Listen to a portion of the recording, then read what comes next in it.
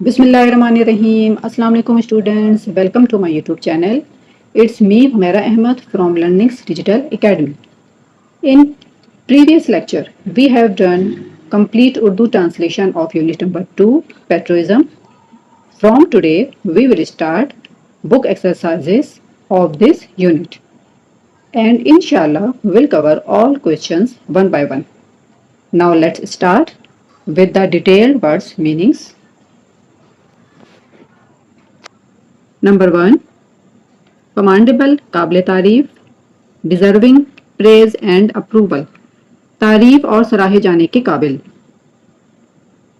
Devoid खाली, completely without something deprived मुकम्मल तौर पे बगैर किसी चीज के महरूम, डिवोशन अकीदत, great love care and support for somebody something किसी के लिए बहुत प्यार देखभाल और हिमायत, एम्ब्रेस्ड कबूल किया, the act of accepting an idea, a proposal, a set of beliefs, etc., especially when it is done with enthusiasm.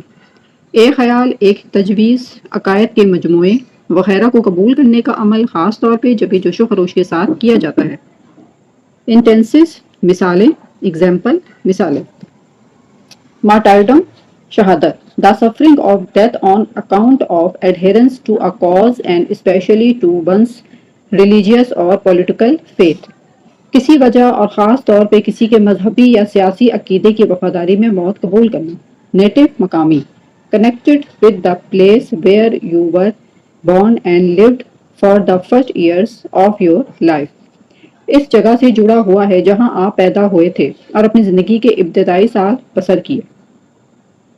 Preservation तहफ़्फ़ुज़, the act of keeping something in its original state और in good condition, किसी चीज़ को इसकी असल हालत में या अच्छी हालत में रखने का अमल। स्पिरिट जज्बा, अ पर्सन्स फीलिंग्स और स्टेट ऑफ माइंड, किसी शख्स के जज्बात या दिमाग की हालत। सुप्रीम आला, हाईएस्ट इन रैंक और पोजीशन, दर्जा या मकाम में सबसे ज़्यादा। अच्छा जी, नेक्स्ट है deduce the inferred meaning of these words using context clues from the text. पस मंज़र इस्तेमाल करते हुए इन अल्फाज के मायने निकालें। तो सबसे पहले हम ये समझते हैं कि इनफ्रेड मीनिंग और कॉन्टेक्स्ट क्लूज क्या होते हैं। इनफ्रेड मीनिंग मीन्स ऐसे मीनिंग्स जो आप कोई चीज़ टेक्स्ट या कोई सेंटेंस वगैरह पढ़कर जो आप ख़ुद से कोई नतीजा अख़ज़ करते हैं उसे इनफ्रेड मीनिंग कहते हैं।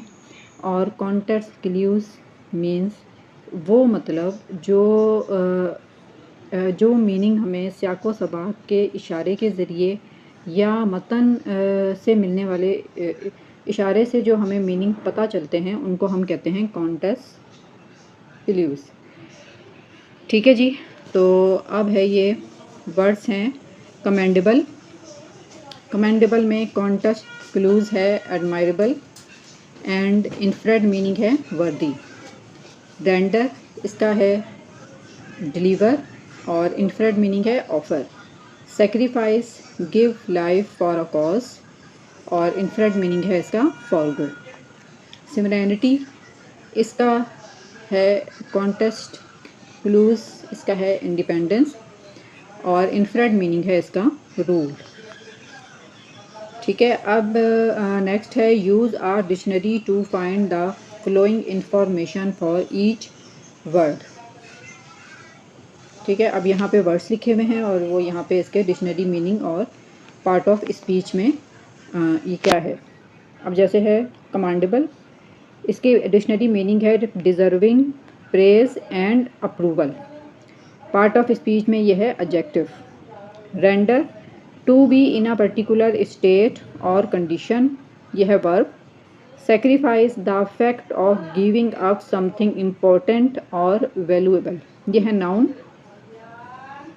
सिवरेनिटी इसका मीनिंग है complete power to govern a country और यह है नाउन।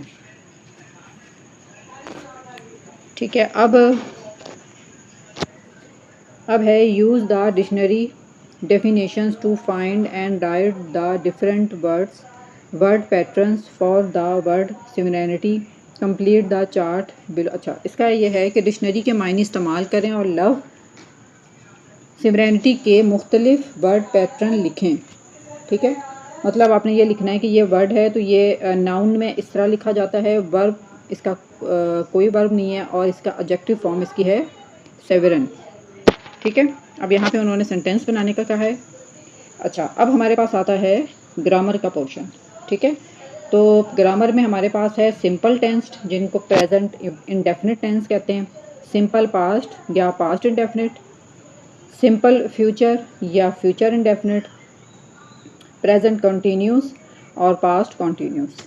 ठीक है, future continuous, present perfect, past perfect, future perfect, present perfect continuous, past perfect continuous, future perfect continuous. ठीक है, अब इनकी यहाँ पे डेफिनेशन दी हुई है और साथ में एग्जाम्पल हैं और साथ में एक्सरसाइजेज हैं, ये आपने अपने नोटबुक पे इनको समझने के बाद आपने करनी है। ठीक है, तो अब हम इसको थोड़ा थोड़ा देख लेते हैं।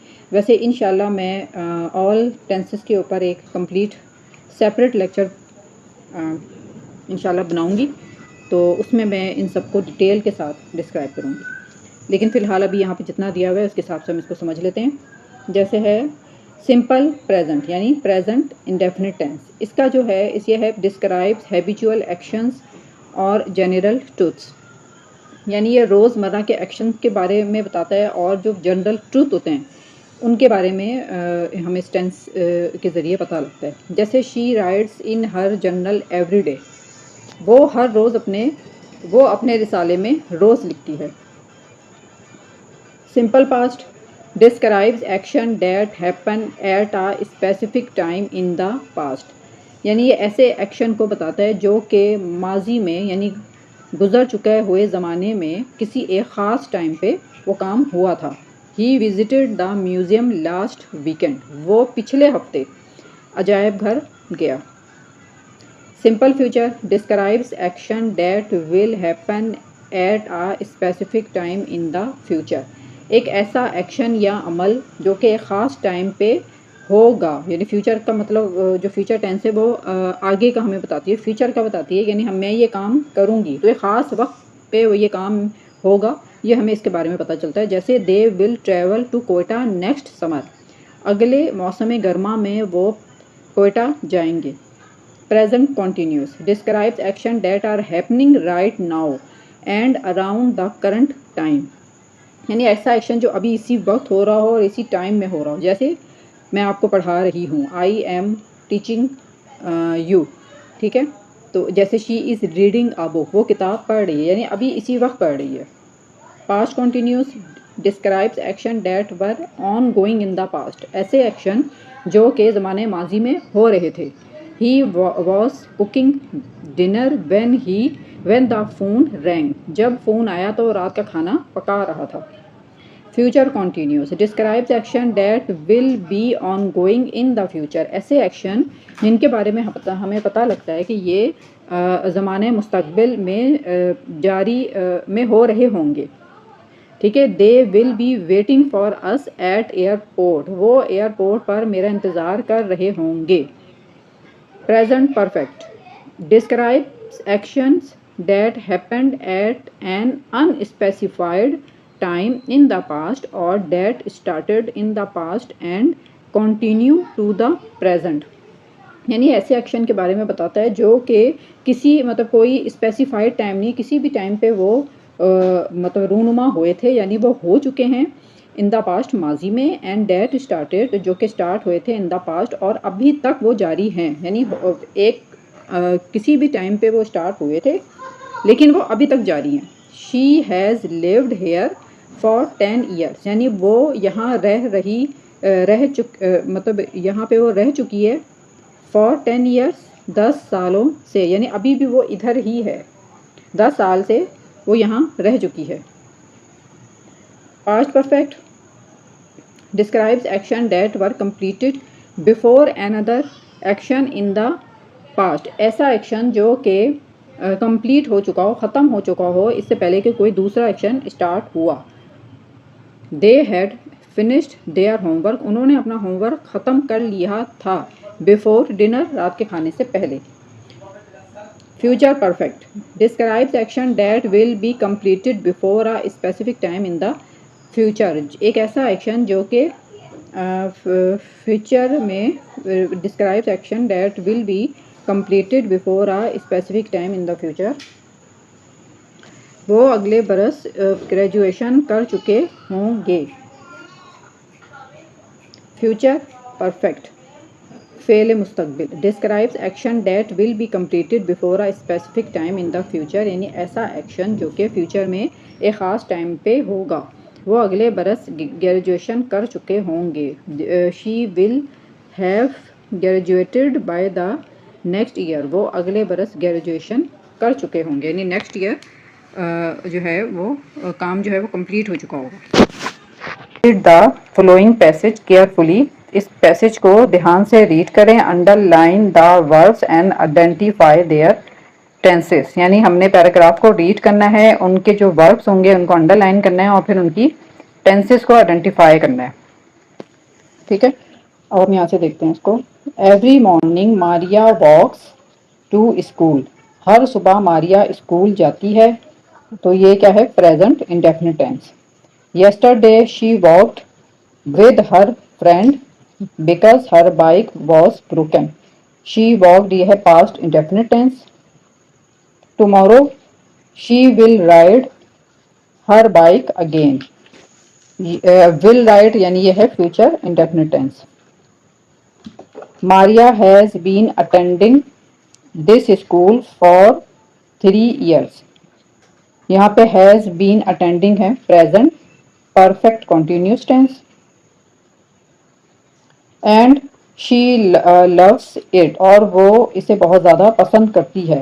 Loves present indefinite tense. By the end of the year she will have completed her primary education, इस साल के एंड में वो अपनी पढ़ाई कंप्लीट, मतलब कि इब्तदाई पढ़ाई कंप्लीट कर लेगी। Will have completed means future perfect tense. Write a diary entry about your day using at least, ये अपने अपनी डेली रूटीन के बारे में 5 सेंटेंस लिखने हैं। ठीक है, जैसे I got up at 6 o'clock, मैं सुबह 6 बजे उठती हूँ। I have taken my breakfast, मैं नाश्ता करती हूँ। I had already washed my face, मैं अपना मुंह पहले ही धो चुकी होती हूँ। I am preparing for the school, मैं स्कूल के लिए तैयार हो रही हूँ। आई शैल रीच स्कूल एट 8 PM, मैं 8 बजे स्कूल पहुँच जाऊँगी। अब है हमारे पास read the events listed below, identify the tense used in each event, place the events on the timeline in the correct sequence based on their tenses and given dates. अच्छा, अब हमने इसको रीड करना है और रीड करने के बाद हमने इनको सही टेंसेस और उनके ज़माने के हिसाब से हमने इनको वो करना है, तरतीब देना है इनको।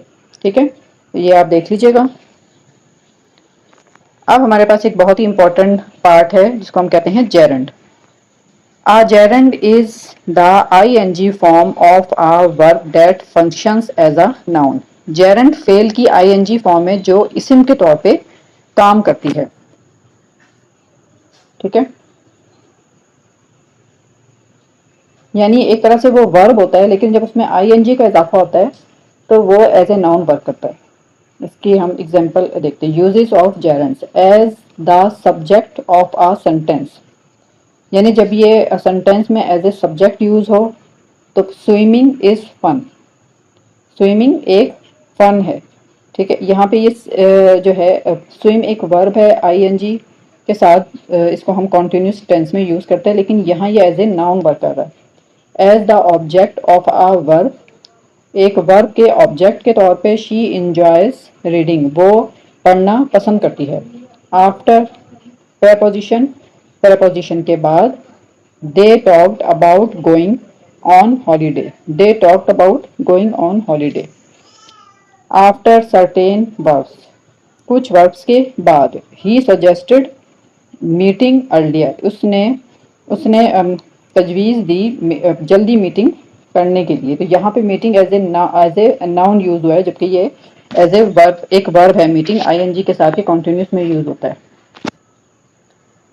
अब है infinitives. An infinitive is the base form of a verb proceeded by to.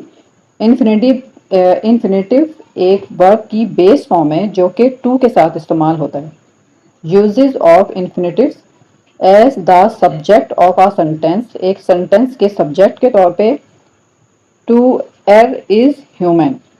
As the object of a verb, एक वर्ब के ऑब्जेक्ट के तौर पे he wants to learn French, वो फ्रेंच सीखना चाहता है। After adjectives she is eager to start, वो शुरू करने की या स्टार्ट करने की ख्वाहिशमंद है। To express purpose I went to the store to buy milk, मैं स्टोर गई दूध खरीदने के लिए। We have gerund versus infinitive. There are certain verbs in English that can be followed by either a gerund or an infinitive, but choosing one over two other can change the meaning of the sentence. Here are some common examples and explanations. अब ये है कि यहाँ के English में ऐसे बहुत से वर्ब्स हैं जो कि जेरंड और इन्फिनेटिव के साथ इस्तेमाल हो सकते हैं, लेकिन अगर आप गलती से एक की जगह दूसरा इस्तेमाल करते हैं तो इनके मायने तब्दील हो सकते हैं। कैसे? तो ये इनकी मिसालें यहाँ पे एग्जांपल्स दी हुई हैं। अब जैसे कि वर्ड है रिमेंबर, ये जब जेरंड फॉर्म में आईएनजी के साथ यूज़ होता है तो ये रेफ़र करता है to remembering something that has already happened, ये उस चीज़ को याद करने का हवाला देता है जो पहले ही वाक़े हो चुकी है। For example, I remember meeting him last year. ठीक है, यानी लास्ट ईयर मीटिंग हो चुकी है। You met him last year and now you recall the event, आप लास्ट ईयर उससे मिल चुके हैं और अब आप उस इवेंट को रिकॉल कर रहे हैं, यानी याद कर रहे हैं। एज ए इन्फिनेटिव आप remember plus to plus verb, refer to remembering to do something in the future, यानी ये किस चीज़ को रेफ़र करता है कि मुस्तकबिल में कुछ याद करने का हवाला देता है। For example, remember to meet him tomorrow, यानी यू नीड टू रिमेंबर, आप मतलब ये याद दहानी कराने के तौर पे to do this future action, यानी आपने कल उससे मिलना है। रिमेंबर याद रखना, टू मिलना, टू मीट उससे मिलना, टुमारो यानी कि कल। यही रिमेंबर जेरंड फॉर्म में इसकी मीनिंग टोटली कुछ और है, और इसी तरह ये रिमेंबर अगर टू के साथ इस्तेमाल हो किसी और वर्ब के साथ, ये टोटली इसकी मीनिंग चेंज हो जाते हैं।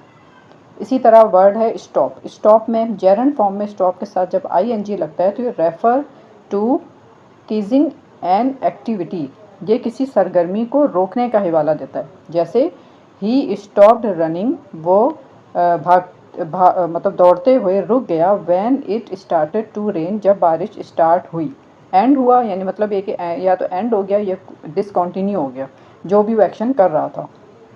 इसी तरह जब ये इन्फिनेटिव के तौर पे यूज़ होगा तो stop plus to plus verb, refer to pausing an activity in order to do something else, यानी एक ऐसे जो है एक्टिविटी की तरफ इशारा करता है जो कि उस एक्टिविटी को रोक कर कोई नेक्स्ट काम आपने करना हो। तो मतलब इसकी एग्जांपल क्या है? ही स्टॉप टू रन, उसने भागना रोक दिया। When it started to rain, जब बारिश शुरू हुई। ही पॉज्ड, वो रुक गया। When what he was doing, जो वो कर रहा था वो उसने रोक दिया या पॉज कर दिया।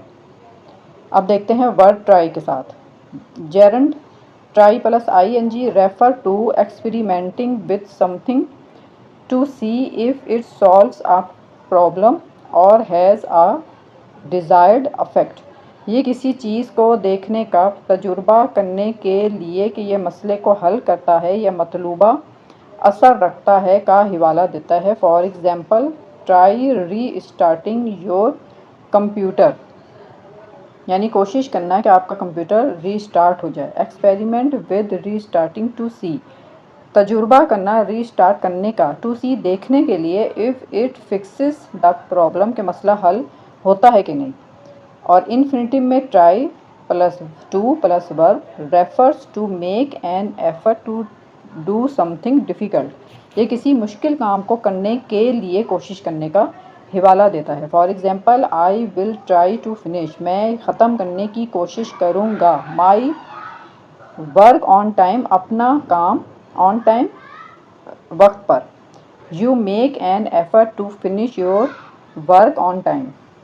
forget, forget as a gerund, forget plus ing refer to forgetting that something happened in the past, ये माजी में किसी चीज़ के होने के बाद भूलने का हिवाला देता है। यानी माजी में कोई चीज़ हो चुकी है और हम इसे भूल गए। जैसे I will never forget meeting you, मैं कभी नहीं भूलूँगा तुम्हें मिलना। You remember the occasion of meeting, यानी माजी में आप उससे मिल चुके हैं और अब आइंदा आप वो मीटिंग कभी नहीं भूल पाएंगे। ये माजी में किसी चीज़ के होने के बाद भूलने का हिवाला देता है। और as a infinitive, forget plus to plus verb refers to forgetting to do something in the future, ये मुस्तकबिल में किसी चीज़ को भूलने का हिवाला देता है। जैसे don't forget to lock the door, दरवाज़ा लॉक करना मत भूलना। यू नीड टू रिमेंबर, आपको याद रखना है। टू डू दिस एक्शन, ये एक्शन करना आपको याद रखना है। यानी एक तरह का वो उसको कहता है कि आपने याद रखना है।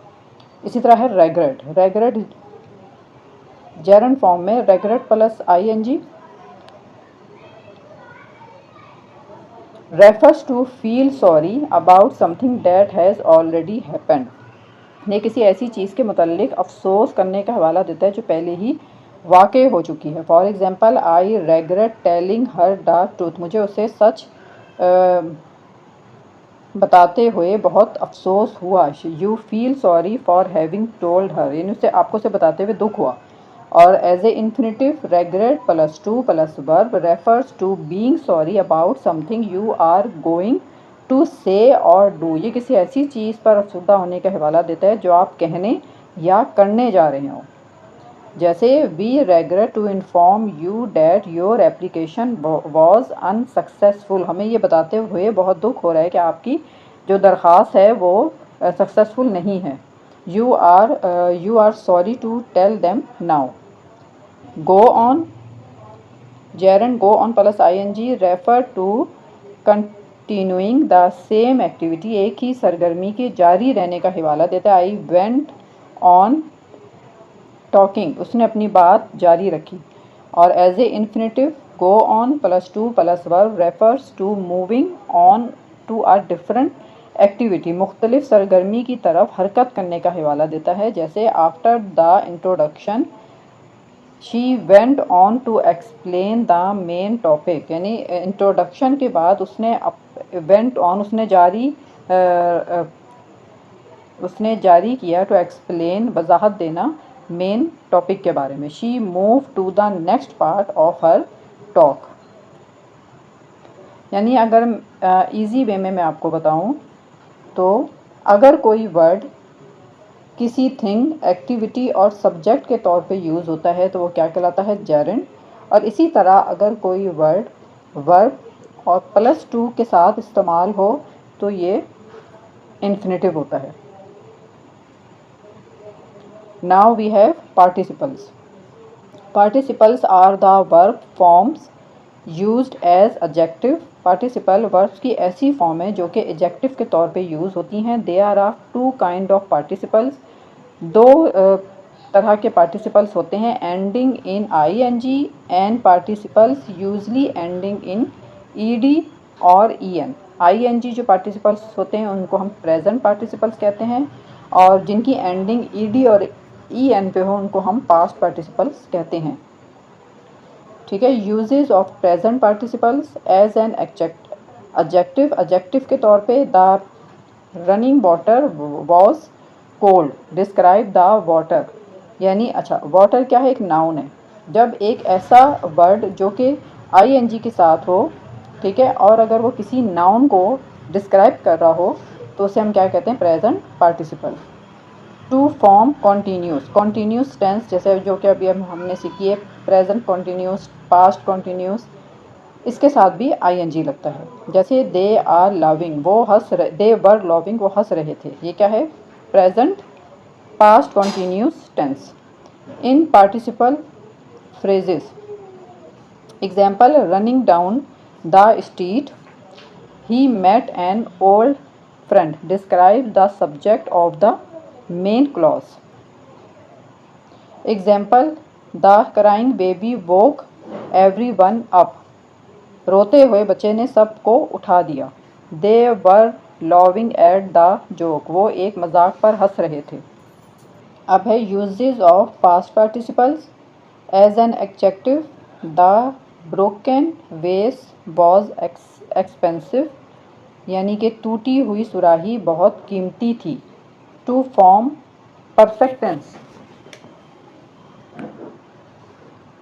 परफेक्ट टेंस को बनाने के लिए हम वर्ब के आगे ईडी लगाते हैं। जैसे she has finished her homework, उसने अपना होमवर्क कंप्लीट कर लिया है।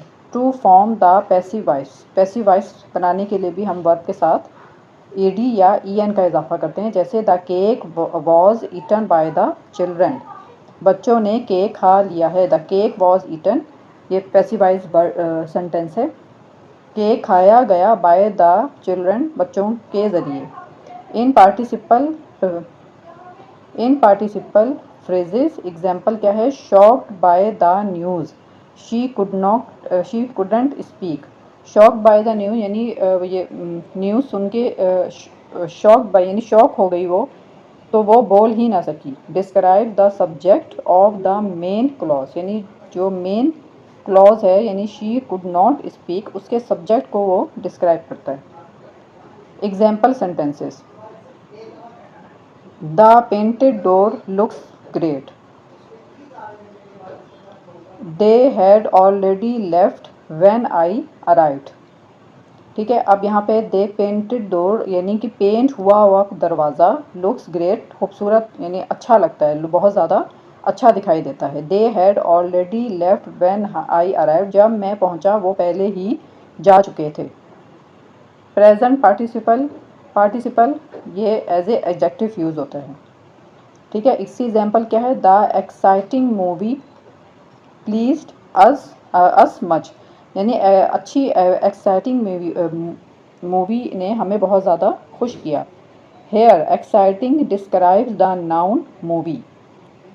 Past participle as an adjective, इसकी एग्जांपल है the exhausted runner sat down to rest, यानी कि जो भागने वाला, जो एग्जॉस्टेड बहुत ज़्यादा थका हुआ भागने वाला, सैट डाउन बैठ गया, टू रेस्ट आराम करने के लिए। Here exhausted describes the noun runner. Participles in verb tenses, ठीक है। जैसे कि अभी हमने ऊपर इस चीज़ को देखा है, क्या है, present continuous they are watching a movie, past continuous they were watching a movie, present perfect they have watched the movie, past perfect they had watched the movie. ठीक है। ये जो अभी हमने देखा था कि जो जिस वर्ब के साथ आईएनजी लगे वो प्रेजेंट, जिस वर्ब के साथ आईएनजी का इजाफा होता है वो प्रेजेंट पार्टिसिपल्स होते हैं, और जिन वर्ब के साथ ईडी का इजाफा होते हैं वो पास्ट पार्टिसिपल होते हैं। प्रेजेंट पार्टिसिपल फ्रेज, इसकी एग्जांपल है seeing the rain we decided to stay indoors, बारिश को देखते हुए हमने फैसला किया घर में रहने का, इंडोर्स अंदर रहने का। सीइंग द रेन, बारिश को देखते हुए।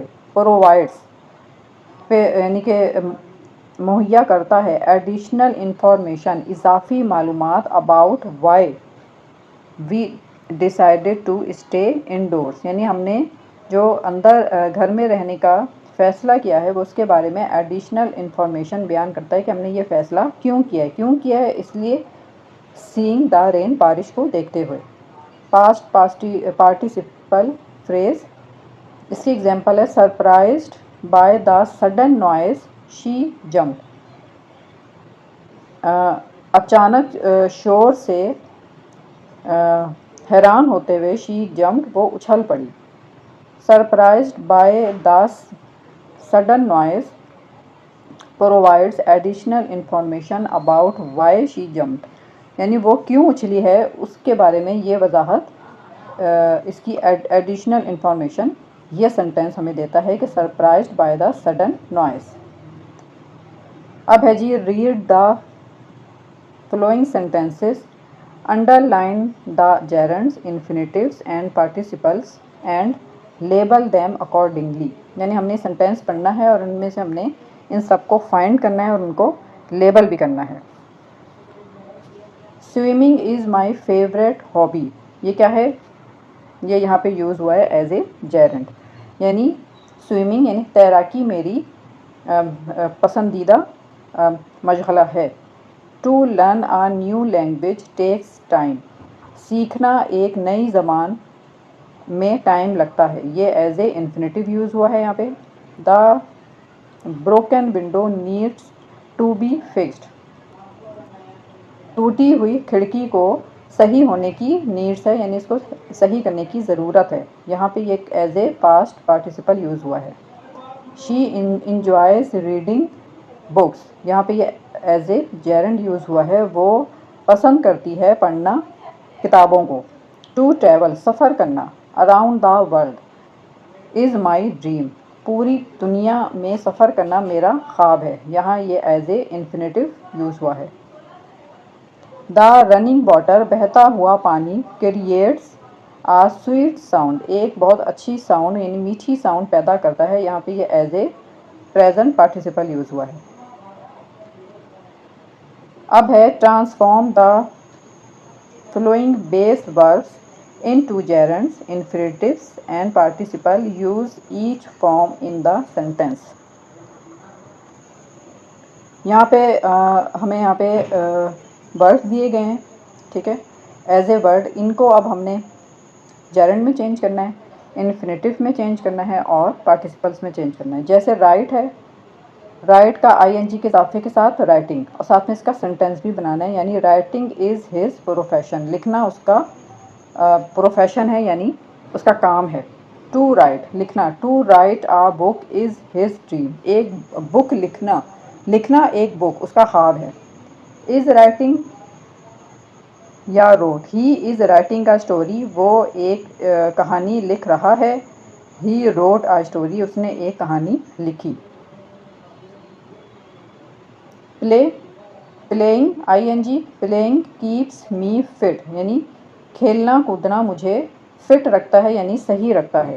To play is good for health, खेलना सेहत के लिए अच्छा होता है।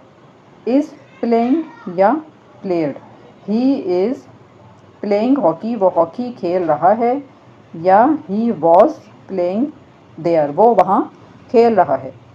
ईट आईएनजी के इजाफे के साथ as a gerund, eating is not a hobby, खाना पीना एक मशगला नहीं है, खाना पीना एक मशगला नहीं है, hobby. To eat mutton pleases me, mutton खाना मुझे खुश करता है। इज़ ईटिंग या ate, he is eating an apple, वो एप्पल खा रहा है। He she ate two slices, उसने 2 स्लाइसेस खाए।